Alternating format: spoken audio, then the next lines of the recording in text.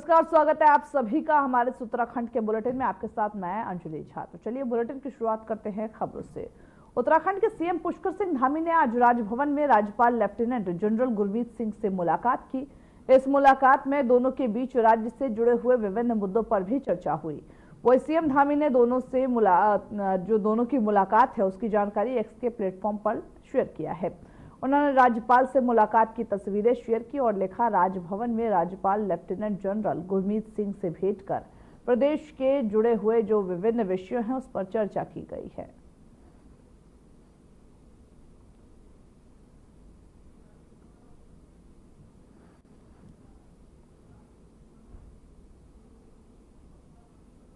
उत्तराखंड के मुख्यमंत्री पुष्कर सिंह धामी सोमवार को दिल्ली दौरा पर रहेंगे और यह दौरा राजनीतिक दृष्टिकोण से महत्वपूर्ण माना जा रहा। मुख्यमंत्री धामी दिल्ली में पार्टी के आला नेताओं से मुलाकात करेंगे और मंत्रिमंडल विस्तार पर भी चर्चा करेंगे। यह दौरा खासतौर पर तब हो रहा जब कैबिनेट मंत्री प्रेमचंद अग्रवाल ने अपने पद से इस्तीफा दे दिया, जिससे राज्य में राजनीतिक हलचल तेज हो गई है। अग्रवाल के इस्तीफे के बाद से मंत्रिमंडल विस्तार को लेकर के अटकलें भी लगाई जा रही। वही मुख्यमंत्री धामी का दिल्ली दौरा और बीजेपी के नेताओं से मुलाकात प्रदेश के राजनीतिक भविष्य में अहम भूमिका निभा सकती है और आगामी निर्णयों की दिशा भी तय कर सकती है।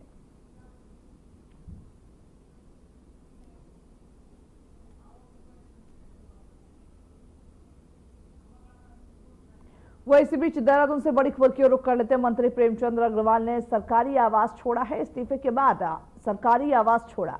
ऋषिकेश पहुंच चुके हैं प्रेमचंद अग्रवाल। आगे की रणनीति पर मंथन भी इस दौरान कर सकते हैं। वही प्रेमचंद अग्रवाल ऋषिकेश से विधायक हैं। बड़ी खबर आपको बता रहे हैं, जहां पर प्रेमचंद अग्रवाल को एक बड़े विरोध के बाद उन्हें अपना इस्तीफा सौंपना पड़ा था और अब वो इस्तीफा सौंप करके अपना सरकारी आवास छोड़ चुके हैं। मंत्री प्रेमचंद अग्रवाल ने अपना सरकारी आवास छोड़ा है, इस्तीफे के बाद छोड़ा है और उसके बाद फिर ऋषिकेश पहुंच चुके हैं, जहां से वो विधायक भी है।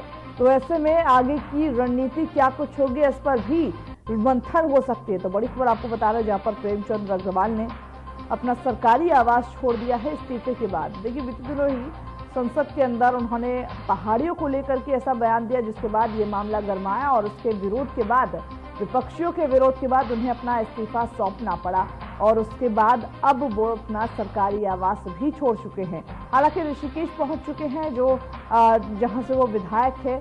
तो अब आगे की रणनीति ऐसा संभव है कि वहां से प्रेमचंद अग्रवाल बनाए। अगर प्रेमचंद अग्रवाल की बात करें तो उत्तराखंड के गठन से लेकर के आज तक एक लंबा सफर प्रेमचंद अग्रवाल ने मंत्री के रूप में तय किया है और साथ ही साथ आपको यह भी बता दें कि एक अहम भूमिका में भी नजर आए हैं।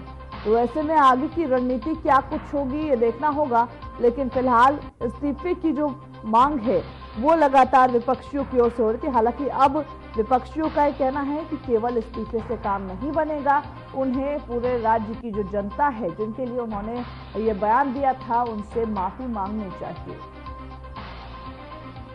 हालांकि देखना यह भी होगा सरकारी आवास छोड़ने के बाद अब जब ऋषिकेश जाएंगे तो ऐसे में आगे की रणनीति क्या कुछ तय करेंगे। इसी पर ज्यादा जानकारी देने के लिए हमारे साथ हमारे सहयोगी संजय कुंडिल जुड़ चुके हैं। संजय, पहले तो मैं आपसे जानना चाहूंगी, प्रेमचंद अग्रवाल ने बीते दिनों इस्तीफा दिया और आज ऐसी खबर आ रही कि वो अपना सरकारी आवास छोड़ करके ऋषिकेश पहुंच चुके हैं। पहले तो पूरी जानकारी। निश्चित तौर पर बजट सत्र के दौरान सदन में जिस तरह क्षेत्रवाद को लेकर मंत्री प्रेमचंद अग्रवाल ने एक विवादित बयान दिया था, उसके बाद ही प्रदेश भर में लगातार उनका विरोध होता रहा।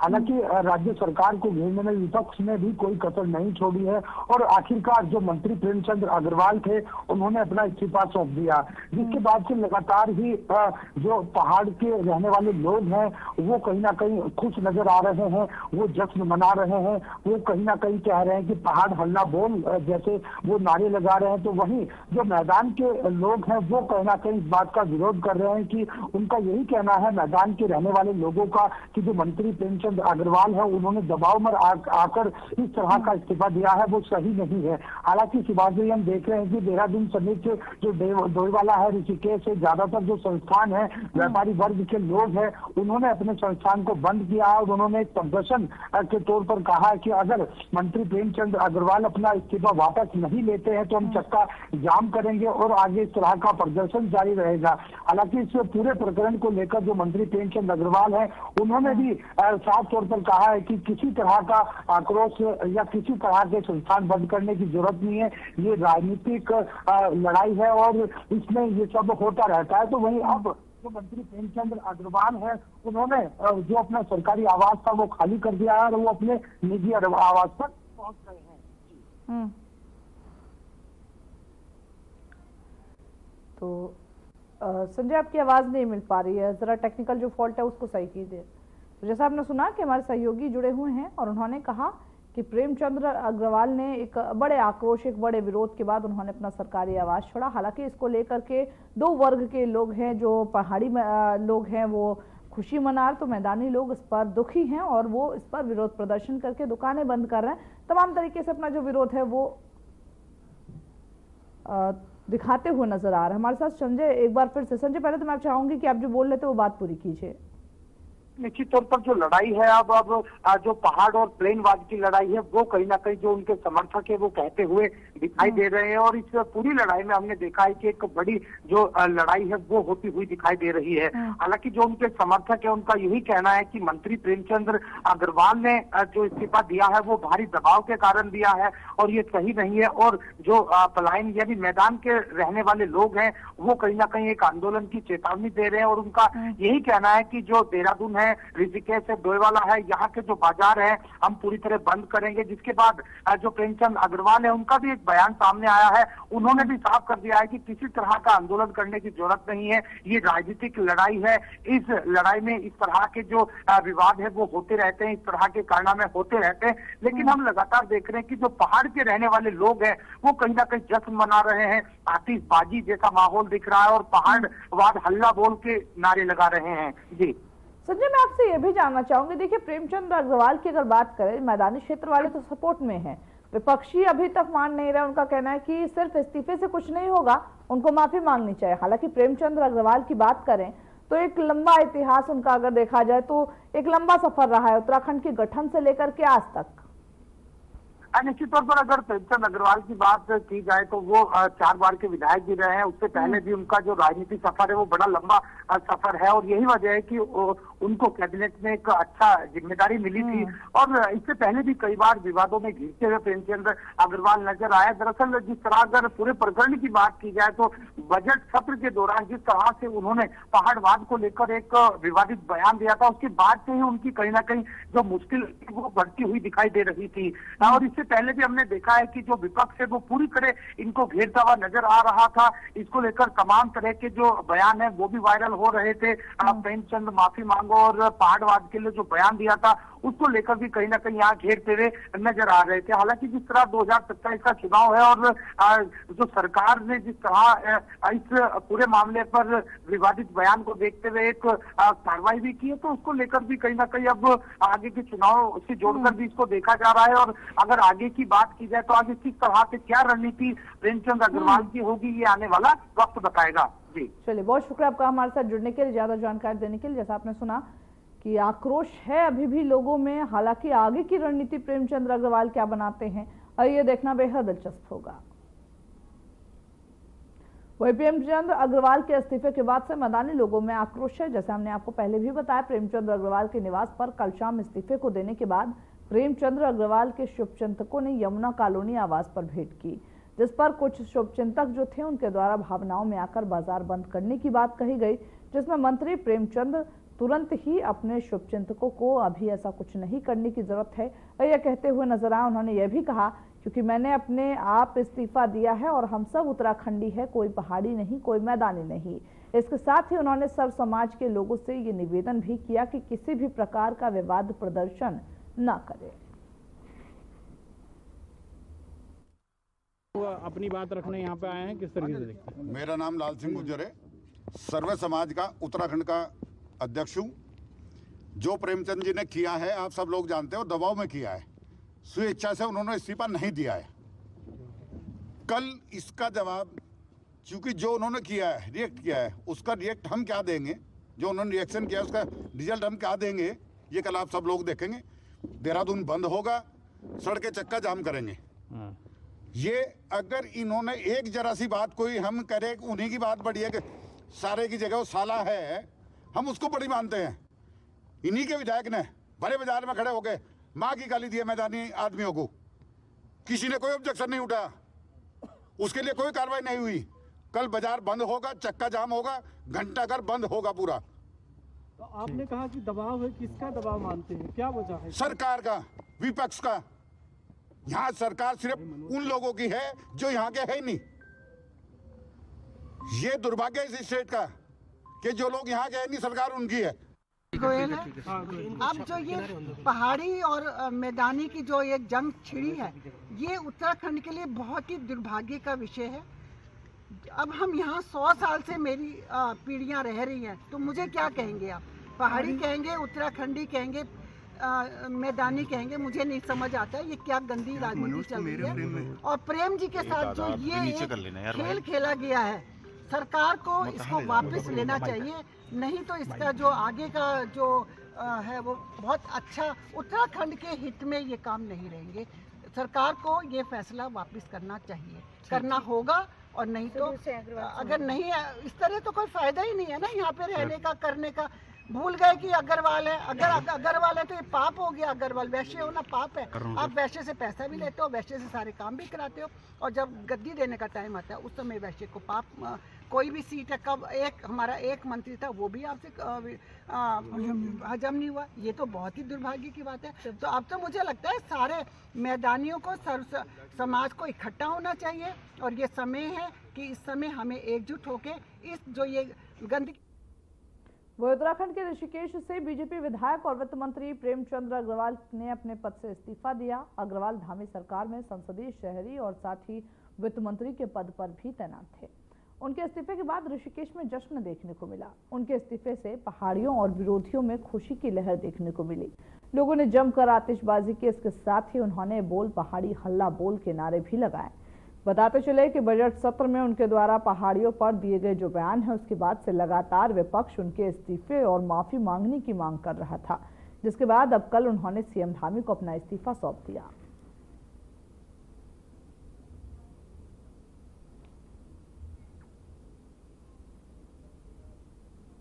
वो उत्तराखंड में बहुजन समाज पार्टी में फेरबदल के तहत जो पार्टी नेतृत्व है उन्होंने नरेश कुमार गौतम को प्रदेश अध्यक्ष नियुक्त किया है। उनका प्रदेश कार्यालय शिवालिक नगर हरिद्वार पहुंचने पर पार्टी कार्यकर्ताओं ने फूल मालाओं से भव्य स्वागत किया।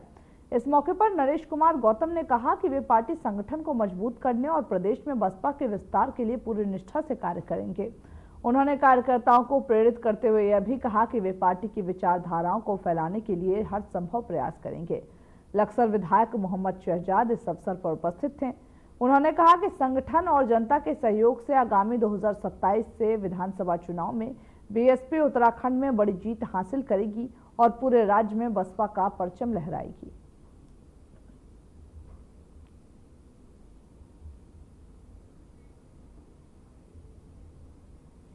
केदारनाथ धाम में गैर हिंदुओं के प्रवेश को प्रतिबंधित करने की मांग को लेकर के विधायक आशा नौटियाल के बयान का हरिद्वार के संत समाज ने खुलकर समर्थन किया। संतों का मानना है कि धार्मिक स्थलों की पवित्रता बनाए रखना हर श्रद्धालु का कर्तव्य है और इस संबंध में नियमों का पालन किया जाना चाहिए। संत समाज ने यह भी कहा कि यदि केदारनाथ धाम की पवित्रता और छवि को नुकसान पहुंच सकता है तो गैर हिंदुओं के प्रवेश पर प्रतिबंध लगाना उचित कदम होगा। हरिद्वार में विभिन्न अखाड़ों के संतों ने एक स्वर में कहा कि केदारनाथ और अन्य प्रमुख तीर्थस्थली की गरिमा को बनाए रखने के लिए सख्त नियमों और आदेशों की आवश्यकता है।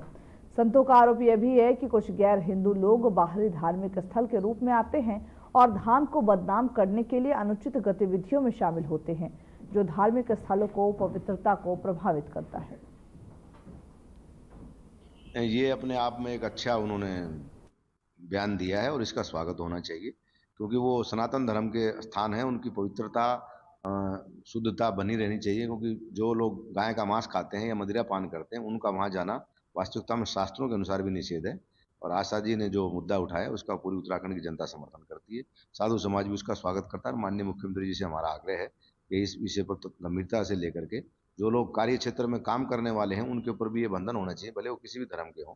अगर वो काम करने वाले कर्मचारी हैं या मजदूर हैं तो वहाँ कम से कम मांस और मदिरा का सेवन ना करें, जिससे देवभूमि की जो पवित्रता है, चार धामों का जो पूरी दुनिया में एक नाम है, पूरी दुनिया से लोग दर्शन करने आते हैं। और आने वाले अगले महीने से चार धाम यात्रा शुरू होने जा रही है। तो माननीय जो विधायिका हमारी आशा बहन है, उन्होंने जो मुद्दा उठाया है वो स्वागत योग्य कदम है। सरकार पर इस पर तत्काल ध्यान देना चाहिए। केदारनाथ में केदारनाथ विधायक आशा नौटियाल के द्वारा केदारनाथ धाम में गैर हिंदुओं के प्रवेश वर्जित के संदर्भ में जो उनका बयान है वो बहुत सराहनीय है। वास्तव में हमारे उत्तराखंड में देवभूमि इसको हम बोलते हैं, और देवभूमि में जिस प्रकार से जिहादियों ने धर्म स्थानों की पवित्रता को भंग करने के प्रयत्न किए हैं, ऐसे में केवल केदारनाथ धाम ही नहीं अपितु चारों धामों में गैर हिंदुओं का प्रवेश वर्जित होना चाहिए और वहाँ पर किसी भी प्रकार का व्यापार भी प्रतिबंधित करना चाहिए। गैर हिंदू व्यापार की आड़ में हिंदू बहन बेटियों को लिविंग जिहाद का शिकार बनाते हैं। वो हिंदू धार्मिक स्थलों पर गैर हिंदुओं का प्रवेश पूर्णतः वर्जित होना चाहिए, क्योंकि गैर हिंदू धार्मिक स्थलों पर श्रद्धा भाव से तो आते नहीं, बल्कि श्रद्धा का मजाक बनाने के लिए या हिंदू मठ मंदिरों को प्रदूषित करने के लिए या उनके व्यवस्थाओं में छिन्न भिन्न करने के लिए वो योजनाबद्ध तरीके से या जिहाद चलाने के लिए वो हिंदू मठ मंदिरों में आते हैं। इसीलिए उनका मंदिर में प्रवेश होना तो वास्तव में कड़ाई के साथ करना चाहिए और तत्काल इस पर प्रतिबंध लगना चाहिए। केदारनाथ हिंदुओं का धार्मिक स्थल है और 12 ज्योतिर्लिंग में से एक ज्योतिर्लिंग है। हिंदुओं की आस्था का महत्वपूर्ण स्थान है। पूरे विश्व से हिंदू वहां पर धार्मिक आस्था के कारण से केदारनाथ भगवान के दर्शन करने के लिए आते हैं। लेकिन देखा यह जाता है इस्लाम के जिहाद के लोग भावनाओं के साथ खिलवाड़ करते हैं, क्योंकि उनका उद्देश्य होता है कि हिंदुओं की धार्मिक वहां पर हमला करना। पिछले दिनों देखने में आया है तीर्थयात्री जो आते हैं उनके साथ जो मुसलमान खच्चर लेकर के चलते हैं उनके साथ दुर्व्यवहार करते हैं। पिछली बार उनके साथ मारपीट भी की गई और बहुत सारी दुर्घटनाएं होती हैं। इसीलिए केदारनाथ का किसी भी हिंदू धार्मिक स्थल पर मुसलमानों का और ईसाइयों का प्रवेश वर्जित होना चाहिए। हाँ, मैं आपको ये बात से सहमत हूँ। जैसे ईसाई और मुसलमानों के धार्मिक स्थल हैं, वहां भी हिंदुओं का पूर्णतः प्रतिबंध लगाना चाहिए कि हिंदुओं का भी वहां जाने का क्या मतलब। अगर हिंदुओं की आस्था उसमें नहीं है तो हिंदू भी क्यों जाता है, और आस्था भी हो तो भी हिंदुओं का पूरी तरह से प्रवेश का वर्जित करना चाहिए। और अगर हिंदू जाता है तो उसके साथ कड़ी कार्रवाई करनी चाहिए कि हिंदुओं का मुसलमान या ईसाइयों के तीर्थ स्थल पर जाने का कोई औचित्य नहीं।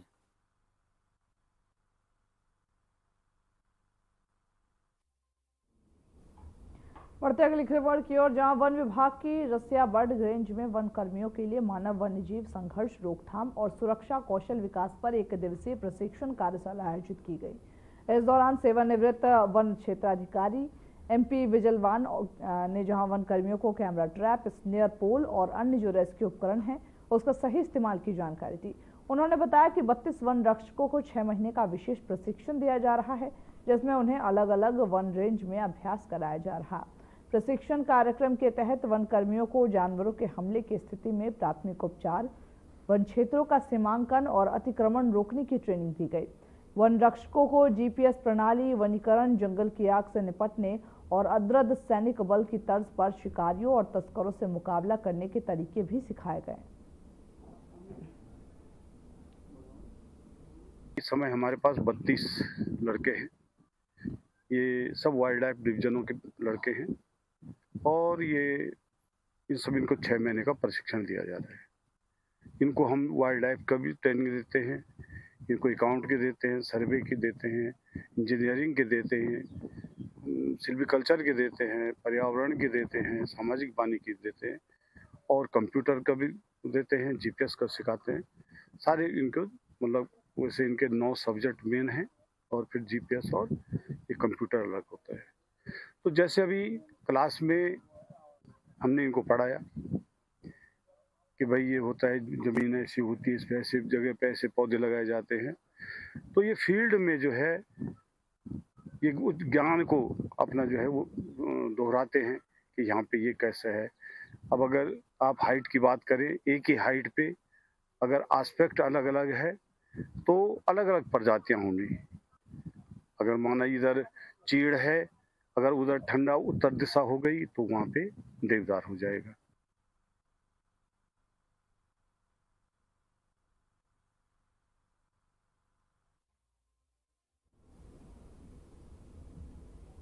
हरिद्वार के पथरी क्षेत्र के जट बहादुरपुर गांव में पुरानी रंजिश को लेकर दो गुटों के बीच हिंसक झड़प हो गई। देर शाम अचानक ताबड़तोड़ फायरिंग शुरू हुई, जिसमें एक युवक राजन की मौके पर ही मौत हो गई, जबकि जतिन चौधरी गंभीर रूप से घायल हो गया। घटना के बाद उसे हायर सेंटर रेफर कर दिया गया, जहां उसकी हालत नाजुक बताई जा रही है।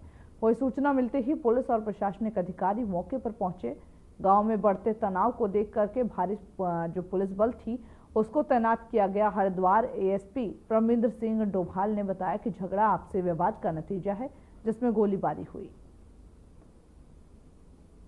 पथरी थाना क्षेत्र के बहादुरपुर जट जो गांव है उसके पास के जो रेलवे क्रॉसिंग है, वहां पर आज शाम को पुलिस को करीब 9:30 बजे के आसपास एक सूचना मिली थी, जिसमें कुछ लोगों द्वारा आपस में मारपीट और झगड़े की सूचना थी। जिसमें तत्काल पुलिस जब मौके पर पहुंची तो वहां ग्रामीणों द्वारा कुछ लोगों को हॉस्पिटल भिजवाया गया था। जब हॉस्पिटल में एक व्यक्ति जिसका नाम राजन है, जिसकी डेथ अभी हुई है, और एक व्यक्ति घायल है जो दूसरे पक्ष का जिसका नाम जतिन है।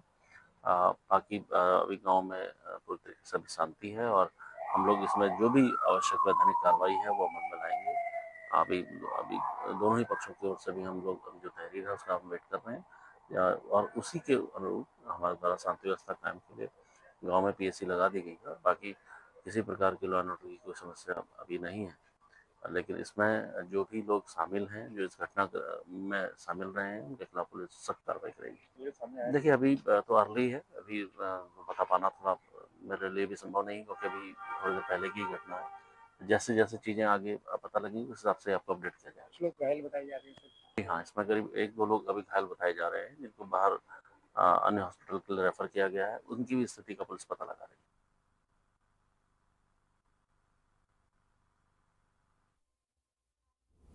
पिथौरागढ़ और बागेश्वर जिले की अंतिम सीमा पर स्थित बेरीनाग थाने में नाघर गांव में बीते 2 दिन पहले ही बड़े भाई ने छोटे भाई को चाकू मारकर हत्या कर दिया। इस मामले में बेरीनाग पुलिस ने मुकदमा दर्ज कर हत्यारोपी बालन सिंह को गांव की सीमा से गिरफ्तार कर लिया और पुलिस ने हत्या में उपयोग किया गया जो चाकू है वो भी बरामद कर लिया। वही पुलिस ने हत्या आरोपी को न्यायालय में पेश किया है। इस मामले में थाना अध्यक्ष महेश जोशी ने बताया कि आपसी विवाद के दौरान बड़े भाई बालन सिंह और अपने छोटे भाई नरेंद्र सिंह उम्र 38 साल की चाकू मारकर हत्या कर दी गई है।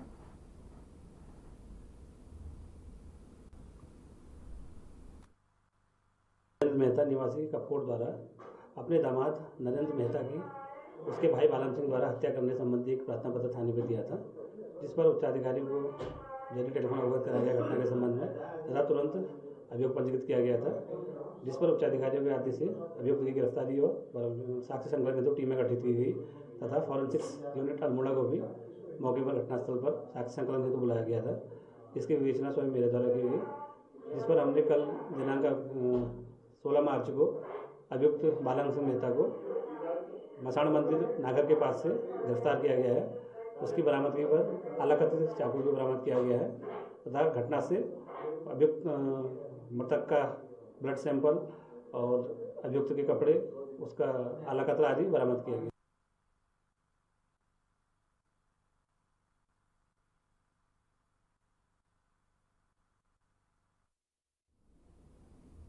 तो चलिए खबरों के हमारे इस बुलेटिन में बस इतना ही। मुझे दीजिए इजाजत। नमस्कार।